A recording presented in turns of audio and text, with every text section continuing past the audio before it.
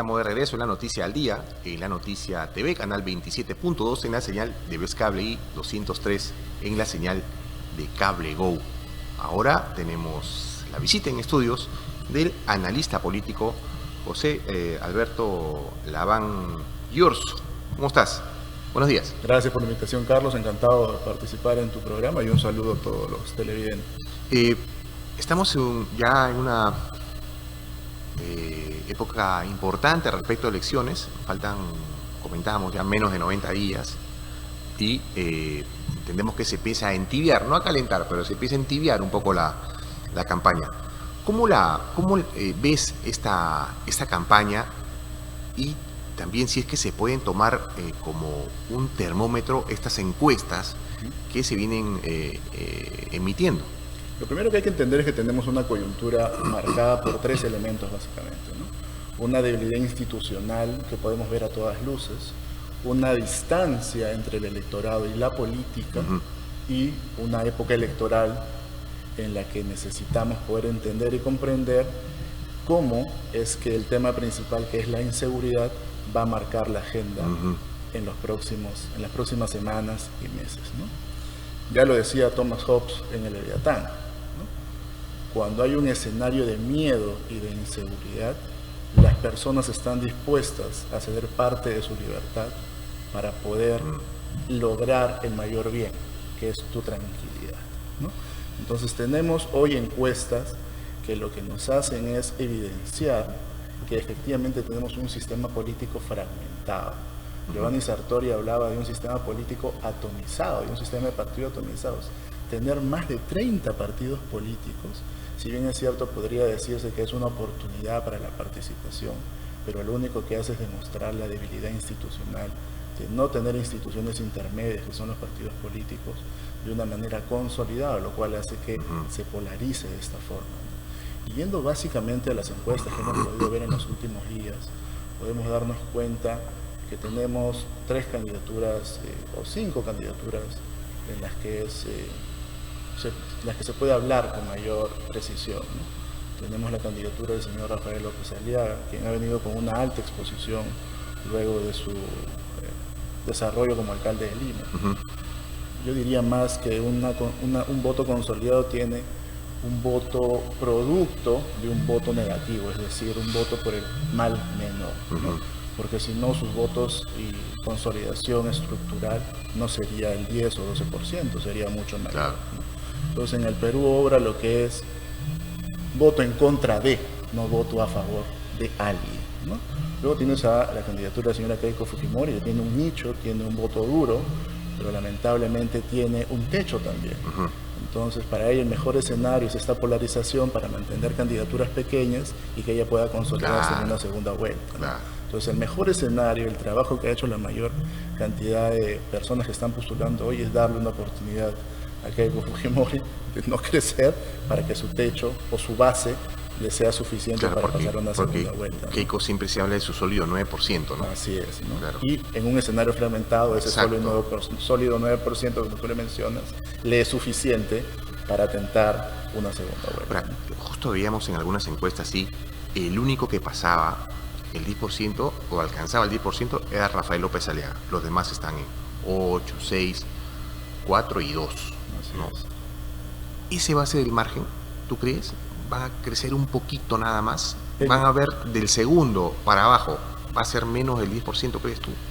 Mira, lo importante de las encuestas, más allá de los números, que se publica permanentemente, son las tendencias, ¿no? Entonces tenemos una tendencia de Rafael López Aliaga lineal, ¿no? Él lo que tiene que hacer es tratar de tener la menor cantidad de errores, porque claro, cada error le da menos, ¿no? O sea, es muy difícil que siga creciendo. Su tendencia, si se equivoca, es a descender. Claro.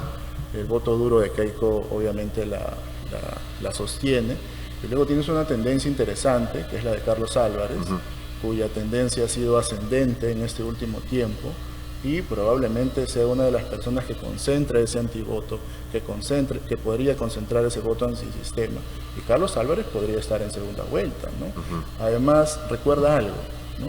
Carlos Álvarez, a diferencia de lo demás, por el perfil que tiene, él sí podría tener la disposición de ser políticamente incorrecto. Claro. Es decir, mientras los otros candidatos tienen que acartonarse más para no cometer errores políticos que lo lleven obviamente a perder parte del electorado, Carlos Álvarez, por el perfil que tiene, puede ser políticamente incorrecto contra el sistema, con lo cual eso le da ventaja para poder seguir inclinando esa tendencia que tiene actualmente. Y sin caer en este cliché de ser antisistema. Así es, porque él ha participado durante toda su vida, es una persona activa, es una persona conocida, como dirían algunos, es la única cara nueva que conocen más de 40 años, ¿no? Claro. Entonces, no ser parte del status quo, ¿no? Venir y ser una persona conocida le da una ventaja. Muchos creen, Carlos, perdóname, que ser un outsider significa aparecer de la noche a la mañana. Y efectivamente puedes aparecer en la vida pública, política, de un momento a otro. Pero detrás de esa historia hay un trabajo de años. Y no solamente me refiero a Carlos Álvarez, me refiero a PPK en el año 2016, 2011. Le decían el outsider, pero no es porque apareció de un momento a otro. En mucho tiempo antes también tenía un trabajo de acceso a las universidades, había sido ministro. El mismo Pedro Castillo apareció de la noche a mañana como candidato, pero ella tenía un trabajo gremial de hace bastante tiempo atrás. Entonces, la característica del outsider no corresponde a alguien que se levante y dice, quiero ser candidato y voy a ser el outsider porque soy nuevo. No funciona así. Ese es un error que muchos cometen. Pero entonces, ¿Carlos Álvarez es el outsider de estas elecciones? Yo diría que Carlos Álvarez, por el perfil que tiene, por la tendencia que vamos viendo en las encuestas, por la capacidad de ser políticamente incorrecto que no le afectaría, y porque ya viene desarrollando, como él mismo ha mencionado en varias entrevistas, un trabajo social de hace bastante tiempo, yo lo veo en una segunda vuelta, ¿no? Superando a Keiko. Porque recordemos, tú me mencionabas que Keiko tiene un sólido 9% y se va a mantener en un 9%. Digamos que podrías llegar a 10%, pero bajo ese contexto López Aliaga tendría que tener mucho más tino para evitar cometer errores, porque de esos quien puede aprovecharlo es Carlos Álvarez. Así es, ¿no? Ahora recordemos que estamos en un mismo espectro, pero el candidato López Aliaga ha hecho gala de un discurso que lo ha llevado muy a la derecha. Sí. Y está tan a la derecha que todos los demás parecen ya de centro, ¿no? O sea, él haberse tirado tanto al hecho de que todos los demás parecen un poco más hacia el centro. Y eso, que podría parecer una ventaja hoy, en realidad es una desventaja a futuro, ¿no? Entonces, el candidato López Aliaga tiene que lograr mantener, no cometer errores, no exponerse demasiado para evitar, obviamente, tener una desvinculación de ese voto en contra del otro que le conviene hoy a él. Claro. Pero que con descuidos y errores en la campaña, ese voto en contra puede migrar hacia otro candidato. Claro. ¿Y cuáles crees que son las principales fortalezas que tiene Carlos Álvarez, por ejemplo? Mira, yo creo que una de las fortalezas de Carlos Álvarez es la que te he mencionado, que él es el único de todos los candidatos que puede ser políticamente incorrecto. Hace unos días hubo una serie de informaciones respecto a una sentencia que él había tenido, que no había consignado en su hoja de vida, pero tuvo una respuesta rápida, es decir, sacó la resolución de absolución de la Corte Suprema, cerró el tema, y que algunos medios de comunicación y periodistas conocidos hayan seguido contra el tema, no hace más que decir que obviamente él está enfrentando ya la parte no agradable de una campaña, que es la contracampaña, ¿no? Pero quien está detrás de eso no se da cuenta que en un escenario en el que él podría representar el antivoto, básicamente podrían estar haciéndole un favor por el grado de exposición al que lo pone, ¿no? Claro. Entonces él graba un video saliendo de un closet y dice, aquí estoy, saliendo del closet y respondiéndole a la ciudadanía que estoy absuelto, que la Corte Suprema me ha absuelto. No tiene problemas, y creo esa es su gran ventaja, en poder responder a su estilo, a su manera. Una de la ventajas que tiene también Carlos Álvarez es que tiene un manejo ante la Cámara, bueno, lo tiene de años, ¿no? Lo tiene de años y obviamente le lleva una gran ventaja a muchos respecto a ello, ¿cierto? Así es. Y lo está aprovechando en una redes ventaja sociales. A nivel comunicativo y una ventaja a nivel de conocimiento de la persona, ¿no? O sea, si tú ves las encuestas, hay una parte muy importante que debe leerse, que es el nivel de conocimiento y el nivel de rechazo que existe sobre determinados candidatos. Y lo que lo favorece a Carlos es que hay una gran cantidad, por no decir casi el 90% de la población lo conoce, y es el que menos rechazo tiene. Entonces, en una campaña, lo primero que tiene que hacer el candidato es hacerse conocido. Y ese camino Y ya lo tiene lo transcurrido, tiene, Carlos, ¿no? claro. Él, como probablemente los 5 o 6 primeros candidatos que vemos hoy en las encuestas, del candidato 7 al candidato 30 y tantos, la gran tarea de hacerse conocidos es un problema, por 2 motivos. Porque implica muchos recursos económicos e implica tiempo. Claro, Y él no ha hay ganado tiempo. mucho tiempo. Así es, entonces estamos a casi 80 días de una elección y lo que falta es tiempo y probablemente recursos para poder materializar ese conocimiento a nivel nacional. Y ahí están las desventajas, la desventaja de muchos candidatos, ¿no? Por eso es que vamos a tener una segunda vuelta con votos mínimos en las que 5 o 6 partidos pasarán la valla, pues recuerda que ahora la valla no solamente es pasar a la candidatura claro. presidencial, necesitan tener una bancada de 7 diputados, 3 senadores, lo cual me parece sano y saludable porque puedes tener una gran capacidad de participación política de candidaturas, pero luego queda reducido obviamente a no más de 5 o 6 partidos, que va a ser la realidad, ¿no? Ahora, las encuestas también revelan algo preocupante, ¿no? El desencanto de la ciudadanía con la política en sí, con nuestros políticos. Hay un 24 y pico % de personas que dicen que no van a votar por nadie, o que van a viciar su voto, o a votar nulo. ¿Esto qué revela, José? ¿Es difícil recuperar la confianza en esta gente? Mira, lamentablemente en el Perú tenemos instituciones deslegitimadas, ¿no? Rousseau, cuando hablaba del contrato social, hacía mención en el que no solamente es necesario que cedamos parte de nuestros derechos y libertades, sino él hablaba de un elemento muy importante que era la legitimidad, ¿no? Entonces, hoy probablemente tenemos el gobierno de la legalidad, pero con un gran vacío, que es la legitimidad, ¿no? Se pueden tomar muchas decisiones, muchas leyes, pero si no son legítimas, tenemos un problema. Y la deslegitimidad es consecuencia, ¿no es cierto?, de tantas acciones, ¿no?, que generan ya desconfianza en la ciudadanía. Hay una gran distancia en la participación política, y no solamente me refiero al hecho de ir a votar, ¿no? Hoy, lamentablemente, vivimos una democracia eminentemente electoral. No hay una democracia participativa, ¿no? Y esto no se debe a una crisis democrática, ¿no? Porque hay elecciones, hay un Congreso, hay un Ejecutivo, hay un Poder Judicial. El sistema funciona. Lo que tenemos hoy es una crisis de representación, ¿no? El ciudadano no ve a las personas que elige como las personas con las cuales se puedan sentir representados, porque lamentablemente el error de unos pocos, que es visiblemente cuestionable tanto a nivel legislativo, con los mochasueldos, con las personas que les hagan pedicure, o la aprobación de leyes que no son del agrado de la población, o el saltarse el pronunciamiento de la población que se manifestó en un referéndum que no quería reelección y no quería bicameralidad, y el Congreso lo aprueba, o un presidente que sale encapuchado a tener una cena en un chifa, ¿no?, y que luego nos enteramos que el empresario con el que se reunió era dueño de una fábrica ilegal. Entonces, todas estas circunstancias lo que hace pensar a la ciudadanía es quién me está representando, ¿no?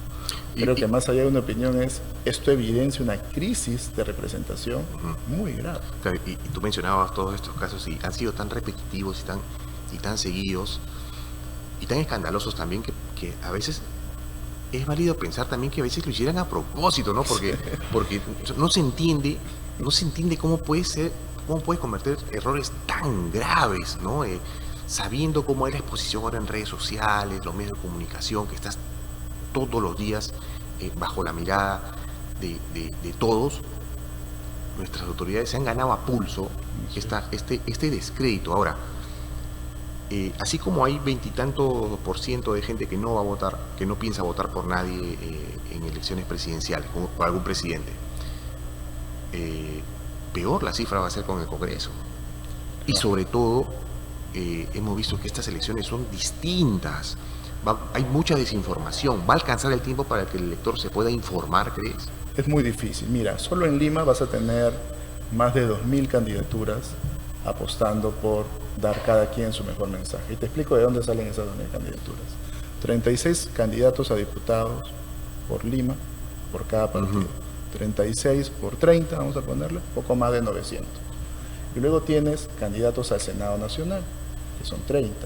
Y el mayor bolsón electoral está en Lima Metropolitana. Entonces tienes 30 candidatos al Senado Nacional por 30 partidos, vamos a ponerle, 900 candidatos más. Entonces tienes 900 candidatos a diputados por Lima, más 900 candidatos del Senado Nacional. Vas a tener casi 2.000 candidatos de ambas cámaras que van a apostar por capitalizar votos en la capital. Entonces tú vas a ver inundado Lima Metropolitana a nivel visual, físico, vas a ver inundadas las redes sociales, vas a ver inundado todos esos espacios de medios alternativos. La cantidad de información va a ser tan alta que va a haber muy poca capacidad receptiva respecto a lo que importa en la campaña, que son las propuestas. Entonces, hoy vivimos, como diría un autor muy destacado, una democracia de audiencia. Es decir, electores que están buscando, o candidatos que buscan viralizarse a costa de cualquier acción, y electores que básicamente le pueden dedicar 15 o 16 segundos a cada publicidad o a cada clip que ahora están muy de moda en las redes sociales. Se habla mucho de que siempre se agarra como piñata el que va arriba, ¿no? Digamos que es más popular pelearse con el que está arriba, pero con el que está subiendo también, creo, ¿no? Y entiendo que por lo que me decías, al que va a agarrar como piñata en estos meses es a Carlos Álvarez. Probablemente, ¿no? En realidad él ya está sufriendo lo negativo de las campañas.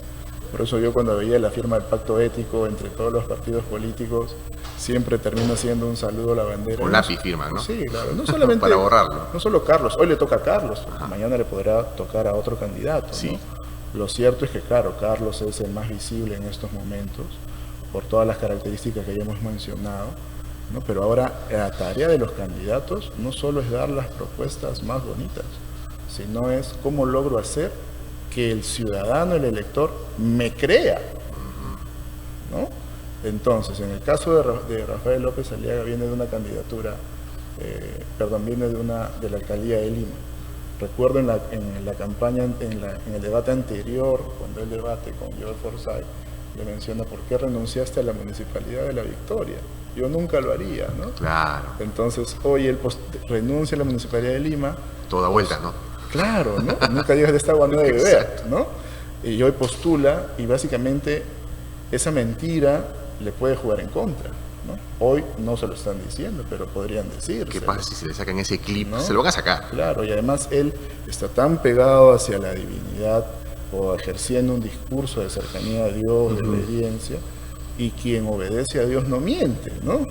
Entonces hay una serie de características. Por eso es importante no cometer errores en este proceso. Yo creo que Keiko, por ejemplo, está actuando de manera inteligente, a mantenerse lineal, la exclusión de los procesos judiciales en los que ella estaba involucrada, la ayudan en este momento, la hacen, entre comillas, de lo que hablaba, más creíble, ¿no? Lo de Carlos es evidente que tiene mucho más sustento, mucha más conexión, porque sabe comunicar muy bien, y además, por lo que vamos viendo hasta el momento, está hablando con la verdad, claro, ¿no? Y las demás candidaturas, como la de César Acuña, creo que todos adolecen de ese elemento fundamental que hace que la ciudadanía voltee y te mire, que es cómo verdaderamente te creo lo que me estás diciendo. Claro, ¿no? Y lo ideal, los dos de arriba, que no se salgan de ese cuadrito, ¿no? Y, como decías, ¿no? Cometer los menos errores posibles. Es difícil, pero muchas veces no lo cometen ellos, ¿no? Sino también quienes lo acompañan, ¿no? Y te terminan señalando. Claro. Ahora, José Gerí tomó un gobierno en medio de una crisis. Bueno, la crisis pareciera que continúa, pero tomó un gobierno y hizo un cambio de comunicación. Hubo un cambio comunicacional a nivel del gobierno. Él salía, en comparación a Dina Boluarte, que no le dejó ninguna valla respecto a eso. Él era muy comunicativo, ¿no? Empezó con una alta aprobación, pero cuando empieza la chamba, parece que llegó a su techo, ¿no? ¿Cómo analizas estos meses que ha tenido José Gerí al mando del Ejecutivo? Lo primero que evidencia hoy, a raíz de la noticia del Chifa y el encapuchado, es que efectivamente existe un acuerdo entre el Legislativo y el Ejecutivo, ¿no? Por menos otros presidentes fueron convocados al Congreso a dar explicaciones, ¿no?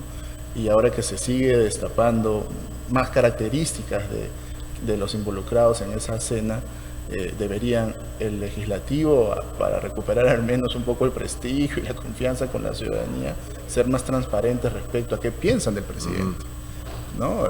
Tener un presidente del Congreso como Fernando Rospigliosi que dice todo el mundo tiene derecho a comer algo, a comerse un chifa, no es algo positivo. Él no es un ciudadano que emite una opinión, él es el presidente de uno de los principales poderes del Estado, ¿no? No puede tener ese tipo de pronunciamiento. No pasa por agua tibia, por supuesto. Y es evidente. Entonces, lo que vivimos hoy nos esclarece lo que pasó hace unos meses, ¿no? Cuando el presidente Gerí asume la presidencia, y es que fue parte de un acuerdo multipartidario en el Congreso de la República que confió a condiciones de, vamos a seguir probablemente enterándonos en el camino, pero él tomó un gobierno debilitado, deslegitimado, con una presidenta que había tomado decisiones no acertadas, con pronunciamientos de una capacidad de comunicación muy limitada y sin valla, como tú lo mencionas.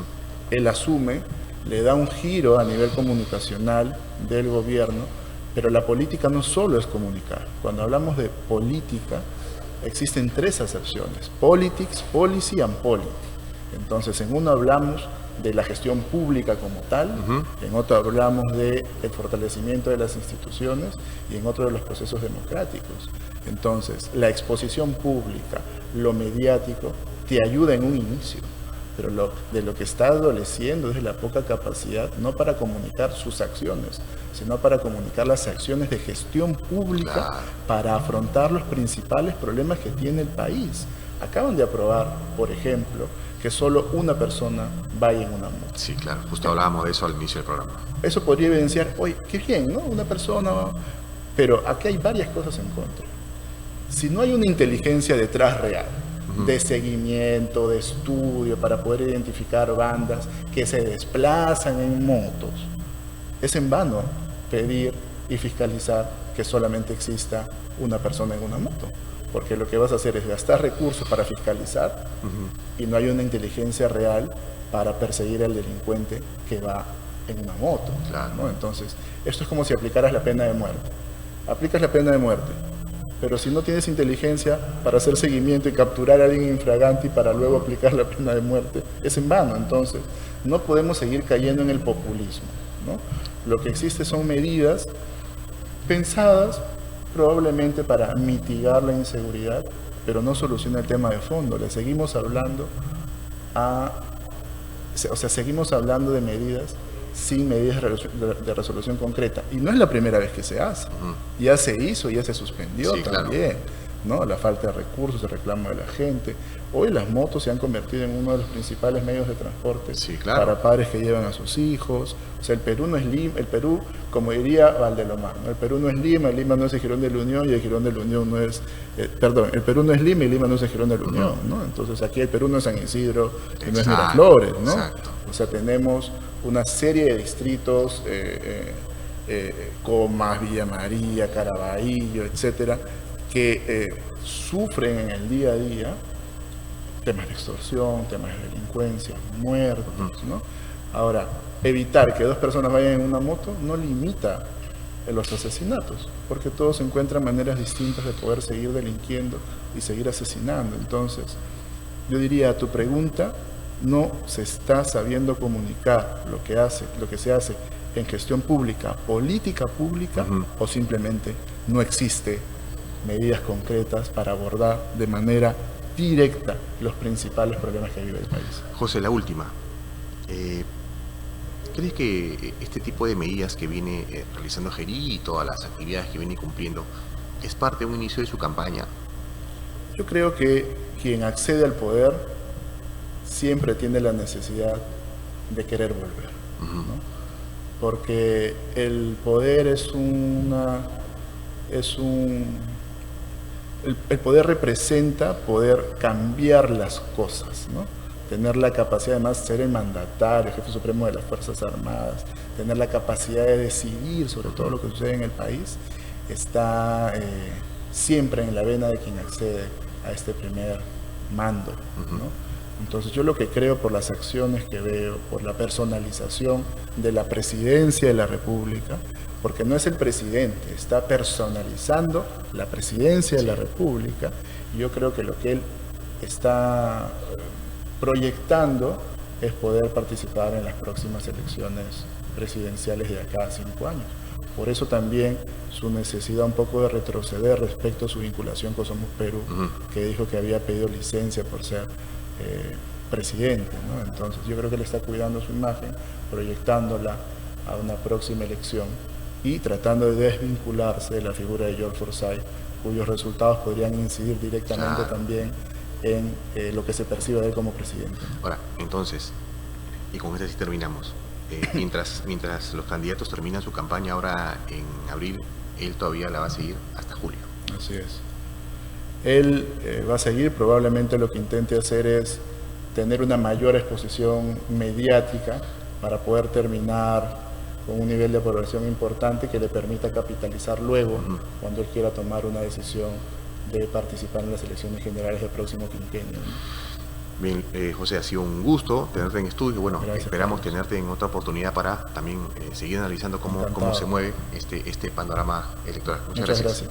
Bien, estuvo con nosotros José Alberto Laván Llorso, es analista político. Bueno, nos ha pintado un poco la cancha de cómo se va a ir moviendo esta campaña. Quedan menos de 90 días para las elecciones.